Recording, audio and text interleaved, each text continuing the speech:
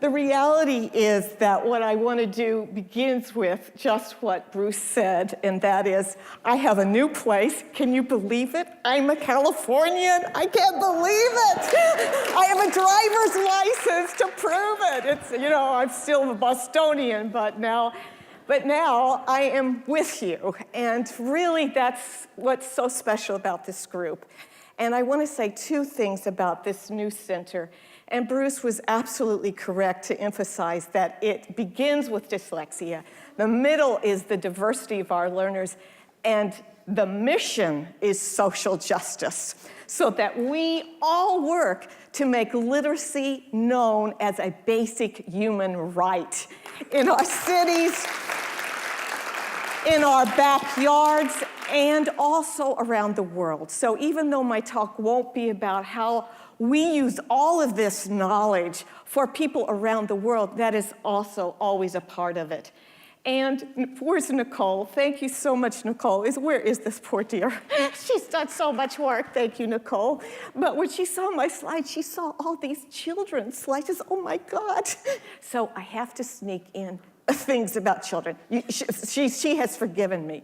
But the reality is, the work that we do, the study of dyslexia, is something that will help all children, all individuals across the lifespan. So what we do to study dyslexia has ramifications for every learner. And in my particular new role in California, it is really to look at how this research can help all learners. But very importantly, and I will speak about this in two places in my talk, one of the things we really want to figure out is how we can predict dyslexia before it manifests in any form of learning failure. How can we use neuroscience to help us do that? And how, as Mary Lou said earlier, how can we use assessment to help us give targeted, far more specific interventions and have our teachers learn a toolbox of what helps individual learners. So the work that we're doing is constantly this rapprochement between the work in cognitive neuroscience and the literal realities in our classrooms and our clinical settings. So it is always this combined approach that we're talking about. And I use my colleague Stanislas Dejuan to talk about very simply why we are so excited over the last decade and a half about putting these together. And he said this in one of his books: parents and educators must have a better understanding of what reading changes in a child or an individual's brain. I'm convinced that the increased knowledge of these circuits will greatly simplify the teacher's task. I make that statement even broader. An understanding of the reading circuit helps us understand individuals across the lifespan. And so what I want in a very short amount of time with you is to look at the reading circuit and how it can help us think about the learners at different ages, how we can think about differential diagnosis ever more specifically, and how that can inform instruction in ever more targeted ways. And it begins with the simple sentence that was an epiphany for me when I wrote the book, Proust and the Squid, The Story and Science of the Reading Brain. And it is this: we weren't meant to read. We did not have a single gene in our bodies for reading. You know, and when people and even whole companies talk about read naturally, I go crazy. This is not a natural act. It is one of the most beautiful, complex acts we'll ever have. But it begins with the fact that because it is not natural, because it is not a genetic circuit-like language, it actually is pulling together those genetic parts that make this circuit ever more elaborated in different ways. It means the circuit is plastic. And that plasticity is going to mean that that reading circuit will be different according to how it's taught, what languages. How many of you speak or read Chinese or Japanese here? Do we have, oh, You have one of the most unusual, best right hemispheres in the group, in their visual cortex, because you had probably 5,000 characters that you learned by 5th grade. And the rest of us have been complaining nonstop about 26 measly little letters.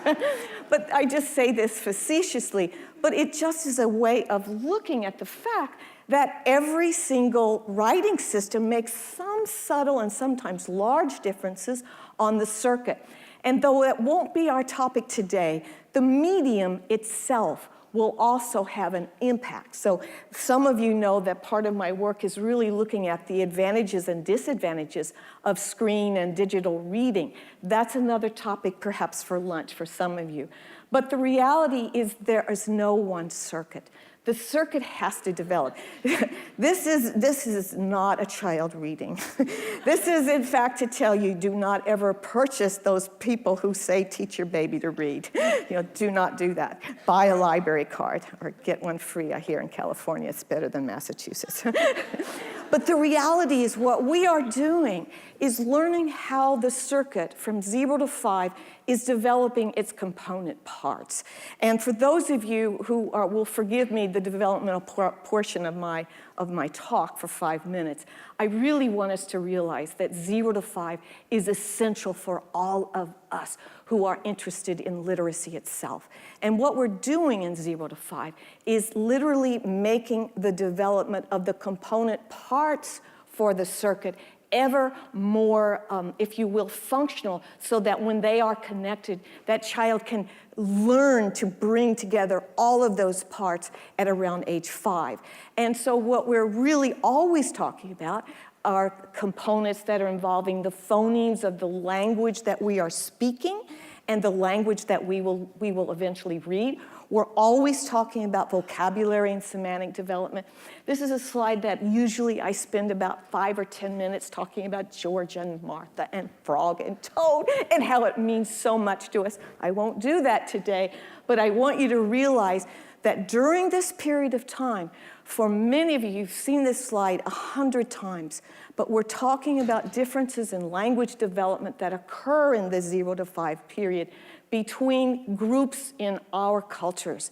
And there's this gap that we've long talked about, and my colleagues and my students like John Gabrielli and Ola Ozernoff-Palchik are working on what are the underlying brain regions that we're talking about when children are read to or are not, and the differences in vocabulary that makes.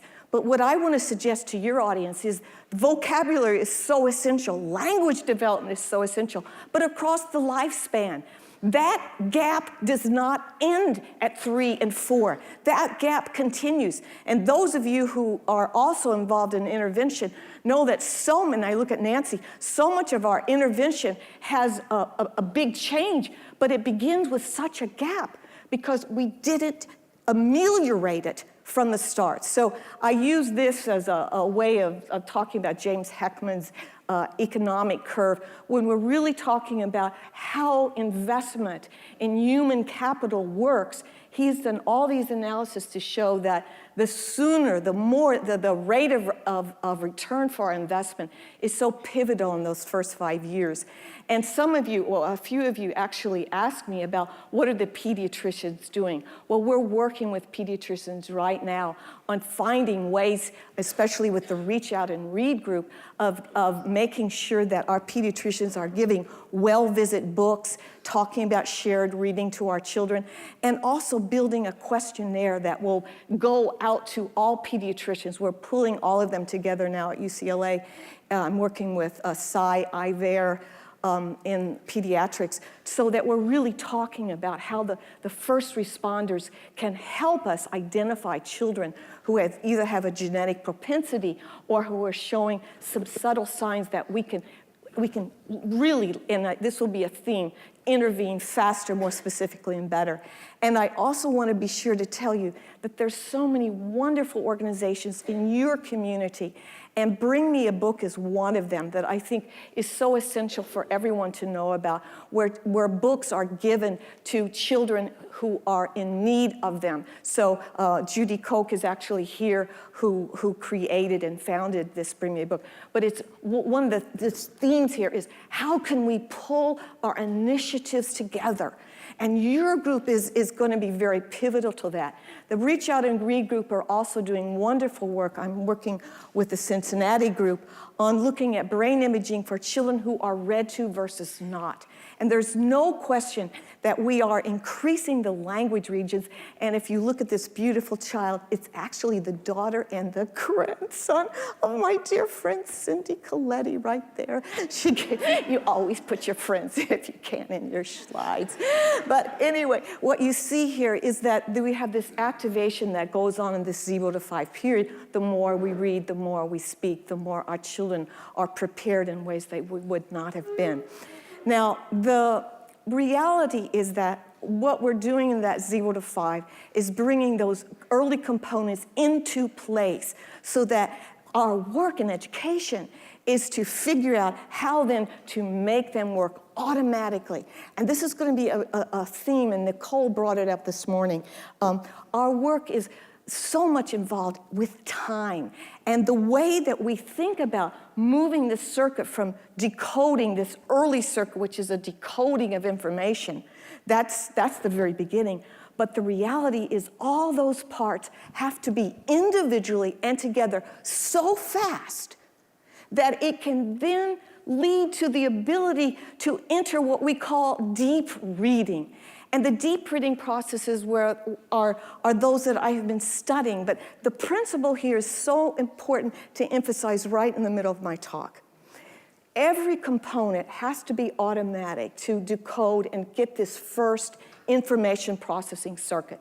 But from then on, we have to realize that these deep reading processes, each of them take time. And these deep reading processes are some of the same ones that we know are the strengths of individuals with dyslexia.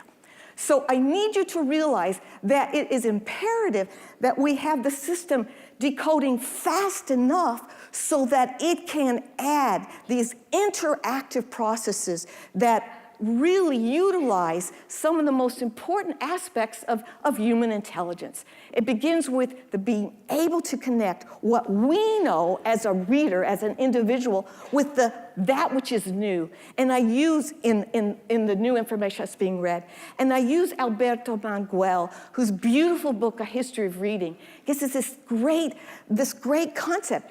Everything we read is cumulative.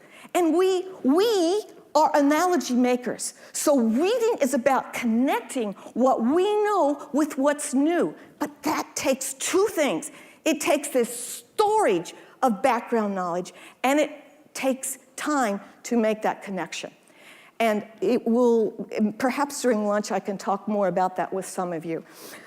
In addition, and we really often neglect how deep reading incorporates our moral laboratory, our learning of empathy, our learning of leaving ourselves to enter the perspective of another historical epoch, another person's feelings and thoughts. And I didn't bring my the imaging of this, but when you look at the imaging of an empathic brain, you see it's not just about feeling, it's about theory of mind. The same regions that are involved in theory of mind are in empathy. This is a piece of what takes time when we add to this ever more elaborating circuit. Now, I won't go through all those different aspects, but they are inference, they are deduction. I sometimes use Benedict Cumberbatch's sociopathic version of critical analysis to show you what he does. But what I really want to tell you is that the deep reading brain is not Benedict Cumberbatch's Sherlock Holmes, it's Miss Marple.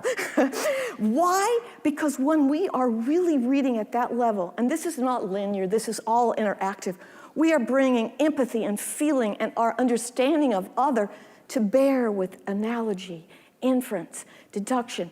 All of this comes together in one of the most important processes that reading gives us all, which is why, for me, literacy has to be considered not just a basic human right, but a foundation for democracy. Reading is our way to bring critical analysis to ourselves and our young and the next generations. But it's critical analysis plus perspective taking that goes into what I am calling this deep reading brain. And those are the basis for what happens next. At the very end, it's like the apex. It's what Proust said that reading is the heart of reading is when we leave the wisdom of the author behind to discover our own. That's the essence. And that's what we want our individuals with dyslexia to have the opportunity to read fast enough. I'm not saying how fast. I'm saying fast enough to enter this sphere in which their insights, which are the basis for novel thought like few others, can be realized in the reading process. And so for me, the deep reading brain is a mode of instruction for all our ages. But it takes time to form, and it takes time to allocate. So we really need to think about this in terms of time itself. Now, I use the term instead of neurodiversity. Some of you know Gordon Sherman, a wonderful neuroscientist from New England. He always used the term cerebral diversity in a slightly different way. And I do that to honor Gordon Sherman for many reasons, but also because there's something subtly different in what he was saying. He was saying, well, how old is reading? How old is literacy? How old? You know this. Everybody say it. Well, maybe not everybody. It's 6,000, it's only 6,000 years. That brain was based and born before reading was created. What does that tell you? It tells you that dyslexia is not a reading disability. It is a different organization of the brain that was necessary for the species' survival, or it wouldn't still be here. And those of you who have these linear brains like mine, no species would have survived with only this brain. None. There's no way. But all the skills that go into that brain organization are part of the survival and the reason why we have these diverse brain organizations. So I use Gordon's term to be able to talk to all the ways that we have such diversity in our individuals with dyslexia. And I'm sorry, Charles, I think he's gone, but I took a great picture of him up there. But there are so many different ones that we I want to highlight only Leonardo da Vinci, and one at the very end of my talk that I'm foreshadowing. The one you don't know on the list of artists and inventors is Ben Wolf Noam. We'll come back to him. But the reality is that all of these inventors and entrepreneurs and artists and architects have this wonderful capacity for a mix of strengths and weaknesses or differences, however we want to phrase it. And the Smithsonian asked me whether I would put together a short film on whether Leonardo da Vinci was dyslexic. And I thought, oh, great. I don't even diagnose someone when I've got all these files in front of me and there's Leonardo. Well, those are pretty old files and they never had them. But I started thinking about this and I haven't stopped because Leonardo da Vinci is an extraordinary mix like few others. So I'm not going to answer the question, nor can I, but I want to give you something very interesting to think about. I've never done this in an audience before, so you're my first. I wanted to have a little fun. So what really struck me about Leonardo da Vinci was his unbelievable ability to make analogies, to find patterns where no one else did. And he has things like the Da Vinci's rule in which he's talked, just look at this, all the branches of a tree at every stage of its height when put together are equal in thickness to the trunk below them. Duh! Now, he does this with the heart, arteries, he does this with rivers. He's always finding the patterns. If you look at some of his, this is one of the greatest gifts I ever had, was they had an Italian translation and let me into the Atlantis Codex and the Last Supper by myself. That was special. But these are some of the drawings that they showed me. And what you see is there's no one who thought outside the box in ways like Da Vinci did. He made, okay, if you look at, it's going to be hard for you to see, but in the middle, he had these things in which he would make a design to get rid of the people on ladders who were climbing up to the castle. And then he had one in which he built tunnels, and he got the enemy to come in the tunnels, and then he would drown them. Extraordinary. It didn't work. but it was the idea of all these ways that he would find designs. And then, of course, most people think of him, if they think of dyslexia, is in his unusual mere kind of writing.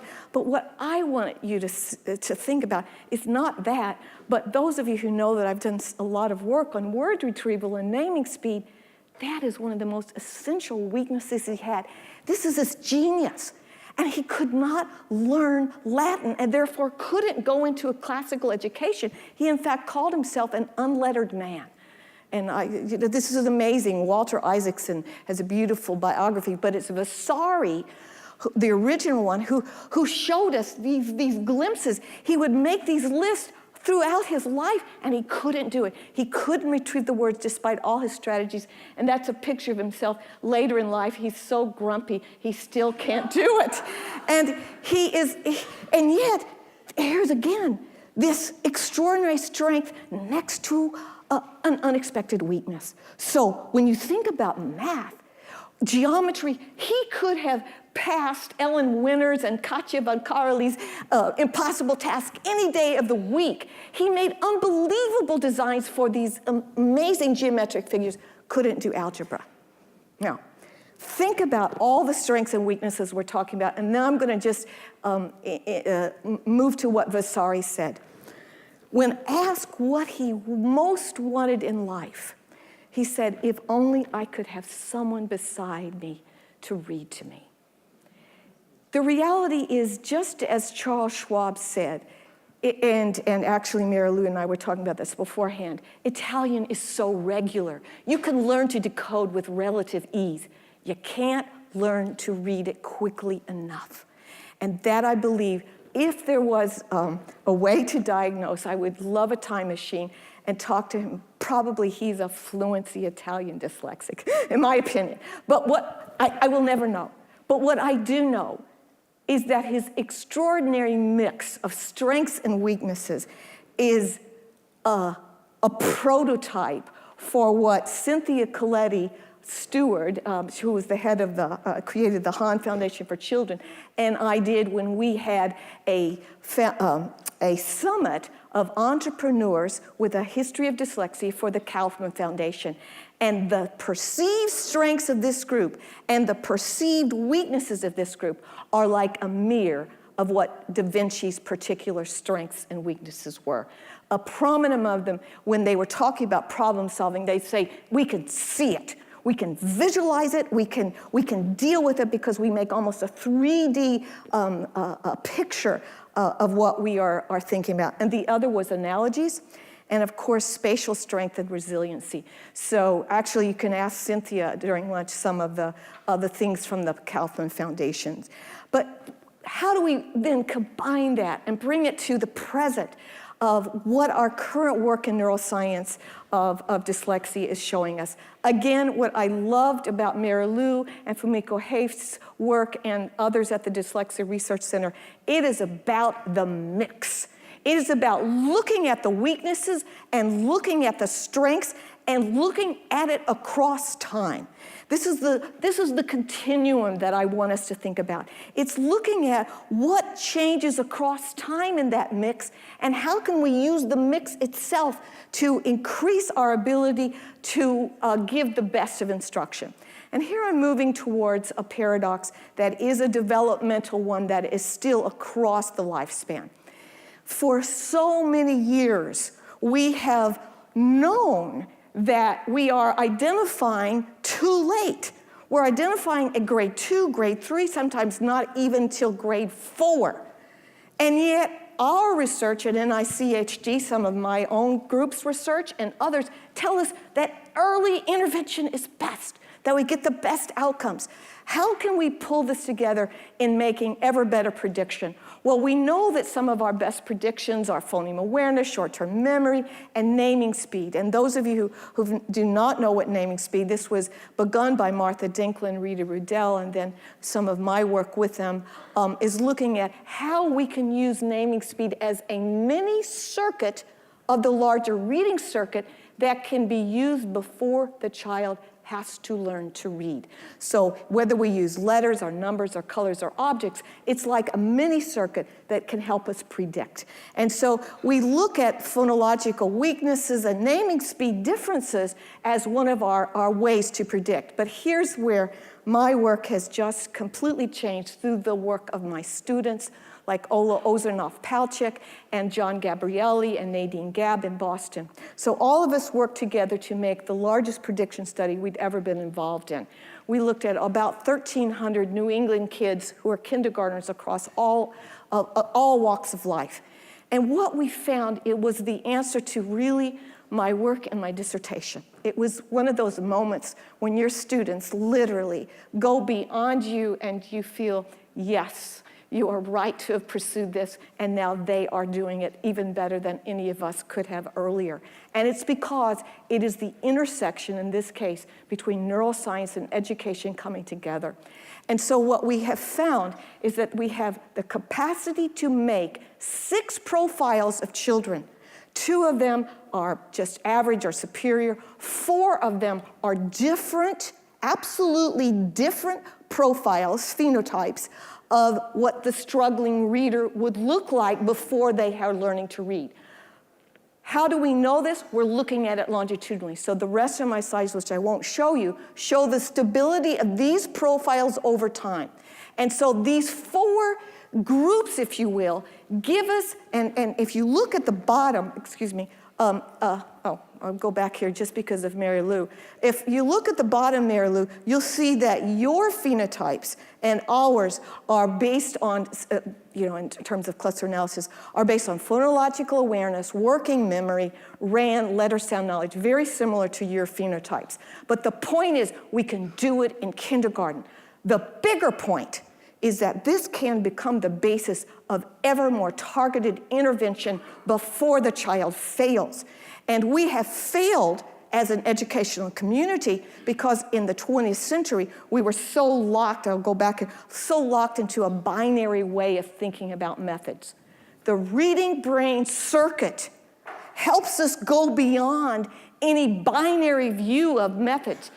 We know we need phonic, explicit, structured programs. We know we need that, but that does not mean we do not embrace the emphases on comprehension of vocabulary that people who traditionally thought of themselves as whole language. But we need to do it systematically and explicit everything. So one of the things that we are doing is using the work that we've done in the reading brain circuit to reverse engineer to get principles in different interventions that we then compare. So the group is Robin Morris and Maureen Lovett, 2 of the finest people I've ever worked with. And we were comparing levels of intervention that went after phonology or phonics, but then adding to it. So there would be the Empower program, which was Maureen's and is Maureen's, actually goes into all the older ages as well, which is wonderful. But the point of it all is that we were going after multi-component comparisons. And every single one of our comparisons allowed us to figure out that it was when we put phonology or phonics as the base, but added to it that we reached the largest effect sizes. This is across the ages. Maureen is doing this with high schoolers, that when we are attacking explicitly, not just what we have traditionally and wonderfully done with Orton Gillingham and Wilson and Project Read and all those great programs, but adding to them systematically the emphasis on semantics, morphology, syntax.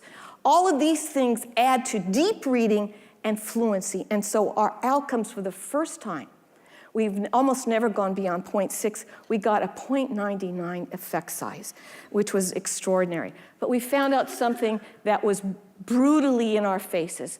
The earlier we intervened, the better our intervention effects. We knew this, but now it was in our face in a very, very demonstrable way. Now, as I come to the end of my time with you, I want you to actually step outside the world of dyslexia, like I do every single day, and use it to think about all our children.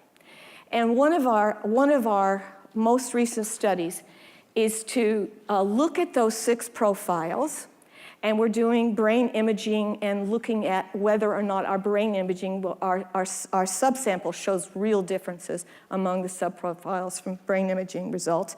But we're also looking at our children who come from families that are low SES and less privileged. And what we're seeing is something you already know. This is one of the many things I call the grandmother principle. Some of you know I'm still waiting to be a grandmother, but I can use the principle. I can use the principle. And that is the children who came from unprivileged homes or less privileged homes. In kindergarten, those kids who were at risk were significantly more likely to have dyslexia or a severe reading failure problem at the end of 1st and 2nd grade. It is like we have double whammies, in part because think about the 0 to 5.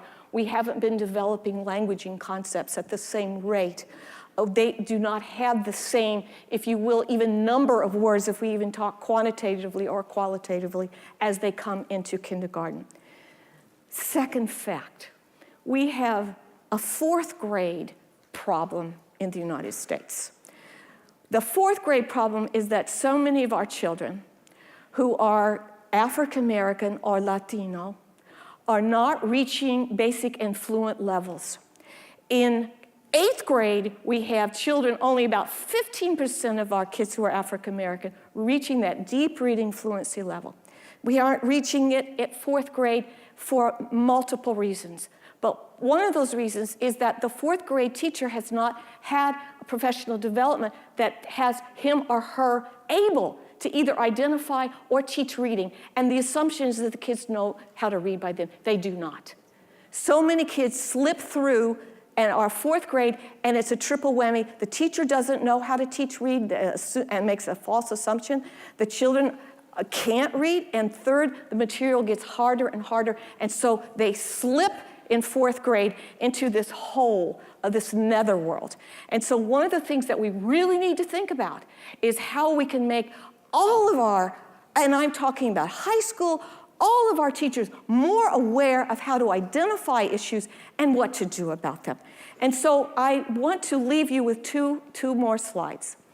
I think there are 3 areas of systemic change needed that I will be working on personally in LA, hope to be connected to my colleagues at UCSF and at Stanford and the California state system. We're working with them very closely. We want to work with our schools. I look at Claudia, I look at Steve, I look at Dave, I mean the whole table. The reality is we need to work together in 3 areas. 0 to 5, we need all our kids to have coming on the same plate, just a fair spot to begin in kindergarten. Second, we need assessment of every child, small, but assessment of every child in kindergarten so that we know how to target intervention, and we have to have our teachers in all our schools with a toolbox prepared on evidence-based instructional methods so they can say, these are the emphases this profile needs, these are the emphases this. We can do this. And third, we can't let kids leave. I don't want them to repeat, but I don't want them simply to be passed on. We need to have a cadre of our teachers able to teach year after year and get our kids fluent. So finally, I have always looked at this line in the Psalm 118 and thought, this is my child. The stone that the builders rejected has become the chief cornerstone. On the left side of that picture is the one name you didn't know under artists who are dyslexic. Ben Wolf Noam, my son. So I will end I will end by simply saying, I believe the 21st century is the time when the stone that the 20th century rejected becomes our chief cornerstone of novel thought in our society. Thank you.